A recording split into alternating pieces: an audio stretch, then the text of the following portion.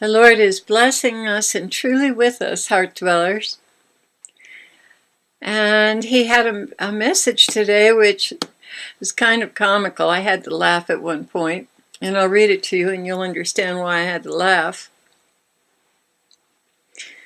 He began, "When I tell you these things about timing and being ready, it confuses the enemy just as much as it confuses you.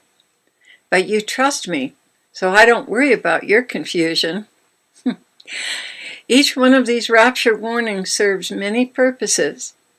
Yes, I am toying with the enemy. Yes, I am building virtue, trust, faith, and hope in my waiting bride.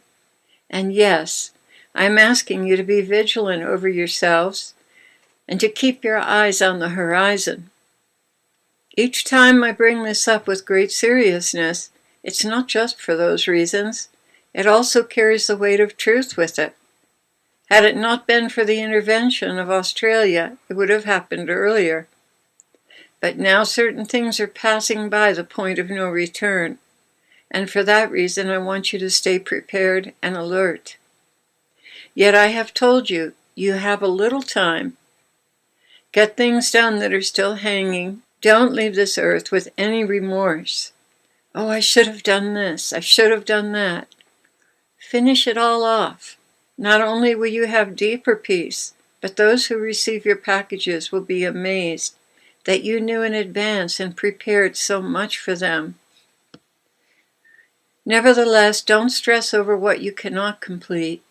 Do what you can and rest in my presence, and I will make up the remainder in grace.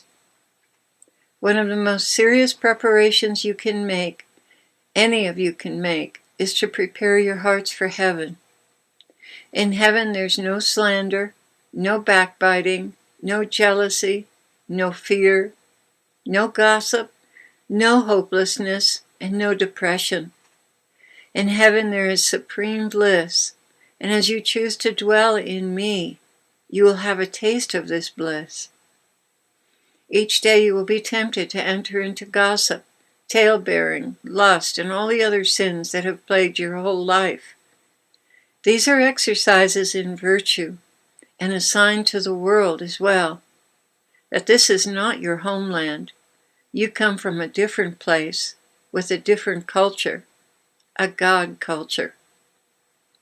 The sweetness of your spirits is the most convincing sign that I am real. Through all the troubles and contradictions of life, if you maintain this sweetness, it will be substantial proof of your God, that He is real and He is love. This is why I do not want you getting involved in the dark side of what's transpiring in the world. Everyone is talking about that, but who is rising above it with supernatural power? My bride. She does not soak in the scum of the earth, these intrigues, genocides, and conspiracies. No, she rests in me and brings light, not darkness, to the world. Those who have spent their lives investigating all these things planned by Satan to destroy mankind and the earth are deeply embittered, angry, depressed, and hopeless. You see, this kind of knowledge only makes it more real and overpowering to a man. And that's no kind of Christian witness. To say that these things are real and acknowledge them is just speaking truth. But to swim in that cesspool of evil leaves a noxious odor that obscures my indwelling presence in you. You are my light bearers. How can that light shine if it's submerged in the wicked doings of the world?